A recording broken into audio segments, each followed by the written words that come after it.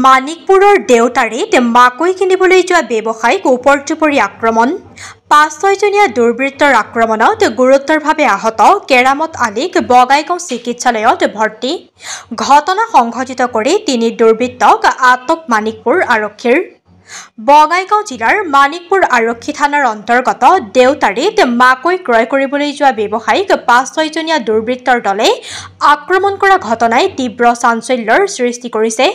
ঘটনাৰ বিৱৰণী মতে মানিকপুৰ আৰক্ষী থানাৰ অন্তৰ্গত সোণাইকোলা গাঁৱৰ ব্যৱসায়ী কেৰামত আলীয়ে মাকৈ ক্ৰয় কৰাৰ উদ্দেশ্যেৰে দেউতাৰীত গৈ এটা দোকানত চাহ খাবলৈ লওঁতেই ৫-৬জনীয়া এটা দুৰ্বৃত্তৰ দলে অতৰ্কিতে আক্ৰমণ কৰে। মাটিত বগৰাই লাঠি বাঁহেৰে উপৰ্যুপৰি আক্ৰমণ কৰাৰ ফলত তেজেৰে লুতুৰি পুতুৰি হৈ পৰে কেৰামত আলী। পিছত স্থানীয় ৰাইজৰ তৎপৰতাত কেৰামত আলীক উদ্ধাৰ কৰি বঙাইগাঁৱৰ এখন ব্যক্তিগত চিকিৎসালয়ত ভৰ্তি কৰা হয়।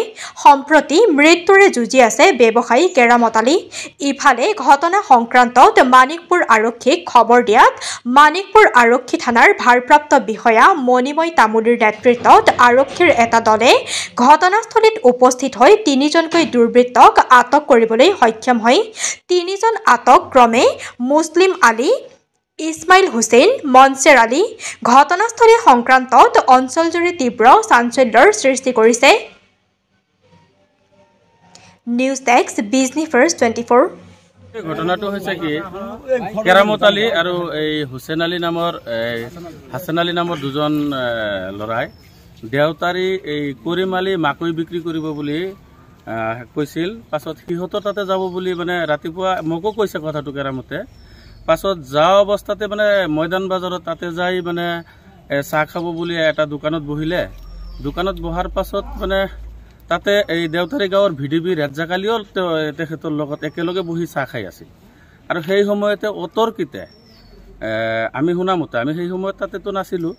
অতৰ্কিতে যাই সিহঁতক ৫-৬জনীয়া এটা দলে মানে এনেকুৱা আক্ৰমণ কৰিলে যে সেই দোকানৰ পৰা দোকানৰ বেৰ ভাঙি পিছফালে পেলাই একেবাৰে হত্যা কৰাৰ পৰিকল্পনা কৰা যেন অনুভৱ হয় আৰু কি। তেনেকুৱা আমি খবৰ পাই যোৱাৰ পিছত দেখিলোঁ সেই গাঁৱৰ ৰাইজেই সিহঁতক মানে কি ৰক্ষা কৰিছে, নহ'লে হয়তো আজি কিজানি এটা মানে অপৰিকল্পিত পৰিস্থিতিৰ মানে সৃষ্টি হ'লহেঁতেন বুলি মোৰ এটা অনুমান হয়। পাছত তাতে যাই শুনা পালোঁ VDPয়ে লগে লগে আৰক্ষীক খবৰ দিছে। আৰক্ষীয়ে গৈ মানে কেৰামত আলীকো উদ্ধাৰ কৰিলে। লগতে এই কালপিটৰ পৰা ৩জন কালপিটক মানে কৰায়ত্ব কৰিবলৈ আৰক্ষীয়ে সক্ষম হৈছে। বিশেষকৈ মই মানিকপুৰ আৰক্ষী থানাৰ যিবিলাক আৰক্ষী আজি তাতে ফিল্ডত গৈছিল সিহঁতক মই ধন্যবাদ দিব বিচাৰিছোঁ যে আমাৰ আচলতে ৰাইজৰ দাবী আছিল ২৪ ঘণ্টাৰ ভিতৰতে আসামীক কৰায়ত্ব কৰিব লাগে বুলি।